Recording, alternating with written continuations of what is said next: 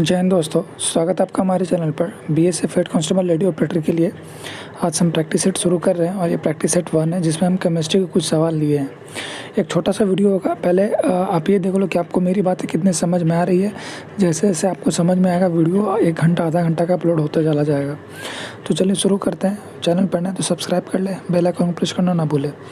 तो पहला क्वेश्चन यहाँ पे क्या है कि निम्नलिखित में से कौन ऊष्मा का सबसे कम चालक है। अब यहाँ से 2 सवाल बनते हैं कि सबसे अच्छा कौन है, सबसे इन ऑप्शन में सबसे कम कौन है। तो अगर सबसे अच्छा की अगर बात करूँ तो यहाँ पे तो आपका चांदी हो जाएगा, लेकिन अगर सबसे कम चालक की अगर मैं बात करूँ तो यहाँ पे शीशा। उसके बाद दूसरा कम कौन हो जाएगा, पारा। ठीक है, चांदी के बाद दूसरा अच्छा कौन हो जाएगा, तांबा। 2-3 चीज़ें मैंने आपको बताई है। चांदी जो है वो बेस्ट है, सेकेंड बेस्ट इस ऑप्शन में ये है। सबसे ख़राब यहाँ पे कौन है, इसमें शीशा। और सेकेंड सबसे ख़राब कौन है, पारा। ठीक है, इसके बाद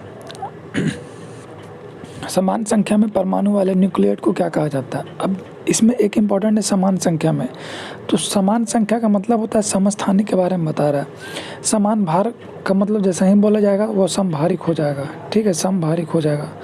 इसके बाद अगर मैं आपसे आप पूछूँ सम न्यूट्रॉनिक हो जाएगा, तो सम न्यूट्रॉनिक का मतलब हो गया जिसमें न्यूट्रॉनिक की संख्या बराबर है। ठीक है, और एक होता है आइसोबार करके एक होता है, वो वहाँ पे क्या होता है कि जो न्यूट्रॉन और प्रोटॉन के बीच का जो अंतर है वो सेम होना चाहिए। तो 2-3-4 चीज़ें हैं जो आपको समझ में यहाँ पे आएगा। कांच प्रबलित प्लास्टिक बनाने के लिए किस प्रकार के कांच का प्रयोग किया जाता है। पायरेक्स कांच, फ्लिंट कांच, क्वार्टज कांच और रेसा कांच। तो इसका राइट आंसर है यहाँ पे आपका रेसा कांच। तो आपको इसमें क्या क्या याद कर लेना चाहिए कि पायरेक्स कांच का यूज़ किस में किया जाता है, फ्लिंट कांच का यूज़ कहाँ पे किया जाता है, क्वार्टज का यूज़ कहाँ पे किया जाता है और रेसा का। तो रेसा का यूज़ यहाँ पे किया जाता है किसके लिए, एक कांच प्रबलित मतलब एक होता है ना फाइबर टाइप का प्लास्टिक, फाइबर टाइप का ग्लास, उसके लिए। इसके बाद कांच क्या है, तो एक अतिशीतित द्रव्य। ठीक है, ये याद रखिएगा, ऑप्शन बी सही है। इसके बाद स्वर्ण निम्नलिखित में से किस पदार्थ में घुल जाता है। ये इंपॉर्टेंट क्वेश्चन है, याद कर लीजिएगा। एनसीईआरटी का भी क्वेश्चन पढ़ने को मिलेगा। एक्वारेजिया में मिल जाता है। एक्वारेजिया क्या है कि हाइड्रोक्लोरिक एसिड और HNO3 का एक मिक्सर है जिसमें हाइड्रोक्लोरिक एसिड 3 होता है और HNO3 जो है नाइट्रिक एसिड वो 1 होता है। इसी मिक्सर को कहा जाता है एक्वारेजिया। और इसी में जब सोना को डाला जाता है तो वो सोना घुल जाता है। ठीक है, इसके बाद धक्का सा प्रायः स्टील बनाया जाता है। अब जो धक्का को सहने वाले जो होते हैं वो प्रायः स्टील का बनाया जाता है, क्योंकि स्टील का इलास्टिसिटी अधिक होता है। इलास्टिसिटी क्या होता है कि अगर किसी ऑब्जेक्ट पर हम अगर ये फोर्स अप्लाई कर रहे हैं तो इसमें जब कुछ डिफॉर्मेशन है तो जैसे ही फोर्स को यहाँ से हटाया जाए, अपना ओरिजिनल मान लेते हैं कि इसको आप ऐसे समझिए कि मैंने इस पर फोर्स अप्लाई किया और यहाँ से ही यहाँ पे आ गया। ठीक है, ये ब्लैक लाइन पे आ गया, लेकिन जैसे ही फोर्स को दोबारा यहाँ से हटा दिया जाए तो दोबारा अपना ओरिजिनल शेप पे आ जाएगा, दोबारा ये ग्रीन पे आ जाएगा। यही होता है इसका मतलब।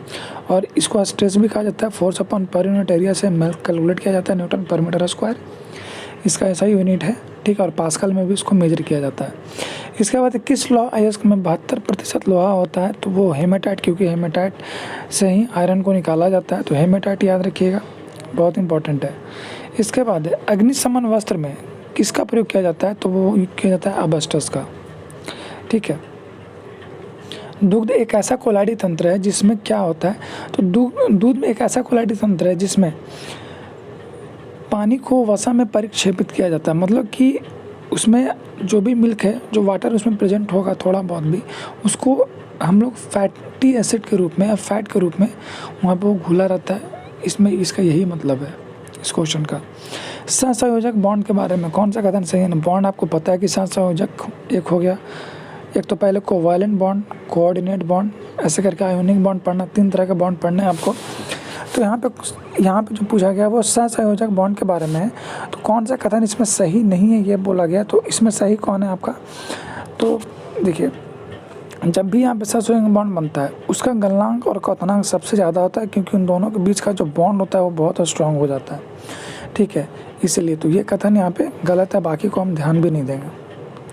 मिलते हैं अगले वीडियो में। जय हिंद। चैनल पर नए तो सब्सक्राइब कर लें।